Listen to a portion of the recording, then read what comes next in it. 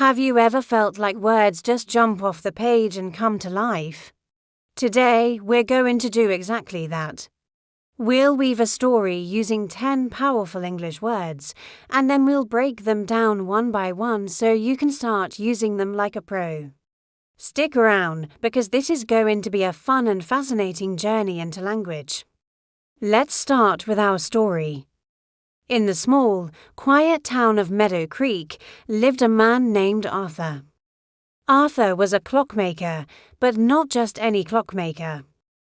He was known for his rather volatile temperament. One minute he'd be humming a tune, the next he'd be shouting at a misplaced cork. His workshop was filled with what many considered superfluous gadgets, machines that whirred and clicked but served no real purpose. He had a machine for polishing screws, another for sorting springs by size, and even one that just made a pleasant chimming sound every hour. It was all a bit much, but it was Arthur's way. Arthur rarely left his shop. Instead, he experienced the world through others, living a vicarious life through the stories his customers told. He'd listen intently as they spoke of travels to distant lands or exciting city adventures. These stories were a stark contrast to his own life, which he often felt was trivial, filled with the endless ticking of clocks and the small, unimportant details of their repair. Despite his oddities, Arthur was incredibly versatile. He could fix a grandfather clock from the 17th century just as easily as he could design a modern digital timepiece. He was a master of wood, metal, and tiny, intricate gears.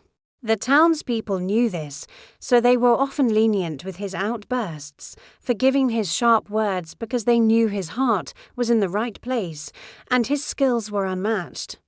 One day, a sly character named Silas sauntered into town. Silas was a smooth talker, clever in a tricky way, with a grin that never quite reached his eyes. He heard about the reclusive clockmaker and saw an opportunity. Silas brought Arthur a pocket watch, a grotesque thing with a twisted, ugly casing and hands shaped like tiny bones. It was strange in a shocking way, and Arthur had never seen anything like it. "Can you fix it?" Silas asked, his voice dripping with false sweetness. "It's a family heirloom." Arthur, always one to oblige a challenge and help someone in need, took the watch. He spent days and nights hunched over his workbench, driven by the puzzle. But the watch was designed to be unfixable. Its inner workings were a deliberate mess. When Arthur finally admitted defeat, Silas just laughed. "I knew you couldn't do it," he sneered, leaving the workshop without another word. For the first time in a long time, Arthur didn't get angry. He simply sat in his quiet shop and began to lament his failure. He felt a deep sadness, not just for the broken watch, but for his own pride.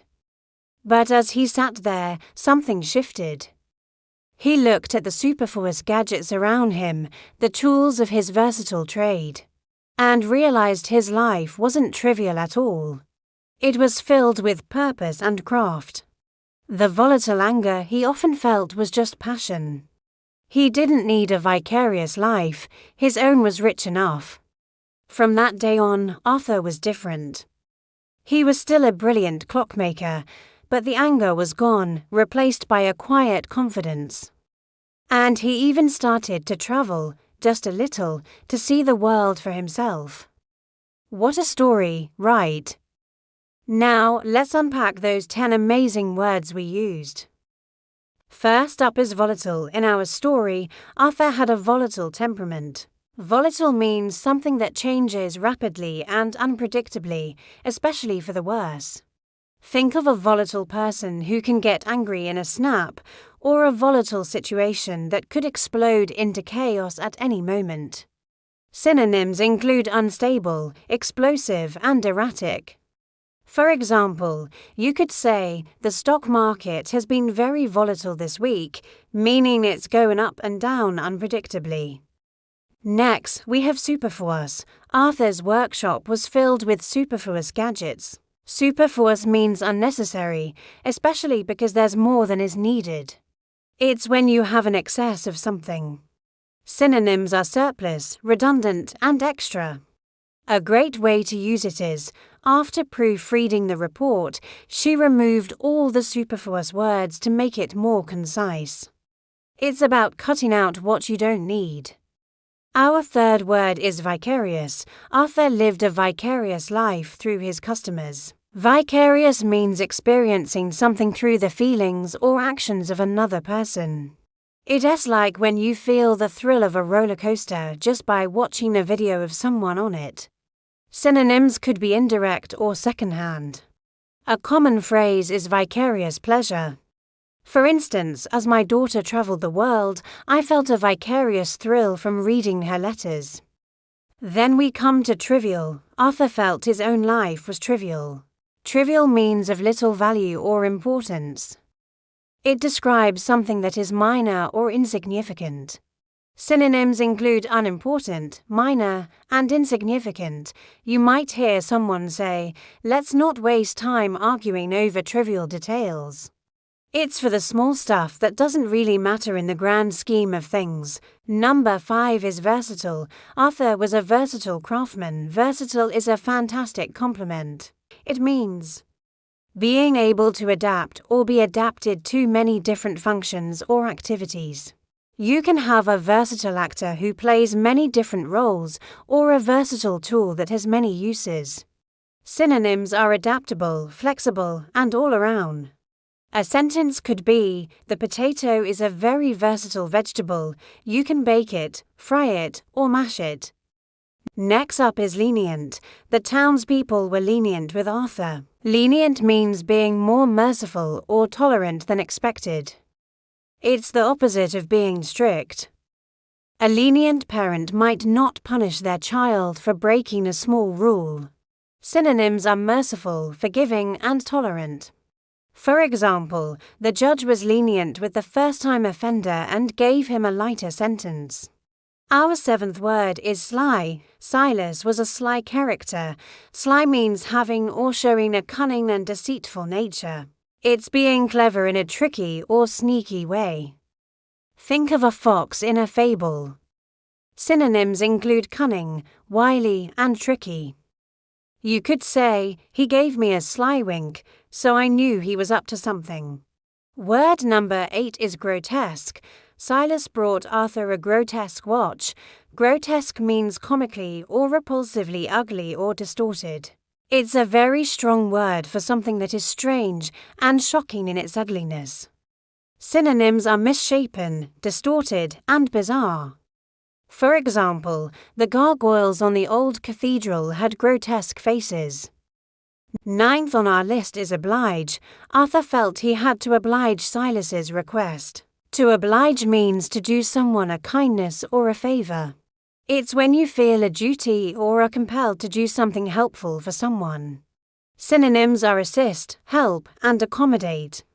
You might say, she was happy to oblige her friend by lending him the book he needed. And finally, our 10th word, lament. Arthur began to lament his failure. To lament means to feel, show, or express great sadness or regret. It's a deep, sorrowful feeling. Synonyms include mourn, grieve, and bemoan. A powerful example is, the whole nation began to lament the passing of their beloved leader. So there you have it. 10 incredible words woven into a story and broken down for you. Volatile, superfluous, vicarious, trivial, versatile, lenient, sly, grotesque, oblige, and lament. Language is a powerful tool, and the more words you know, the more precisely you can express your thoughts and feelings. Try using one of these new words this week. Maybe you'll describe a versatile new gadget you bought, or lament the end of your favorite TV show. The more you use them, the more they become a natural part of your vocabulary. I hope you enjoyed our little story and lesson today. It's amazing how a few words can build an entire world, isn't it? Thank you so much for joining me on this word-filled adventure. If you had fun and learned something new, please give this video a thumbs up and don't forget to subscribe to the channel for more content just like this. Hit that notification bell so you won't miss our next video. Until next time, keep learning, keep growing, and keep telling your own stories. Bye for now.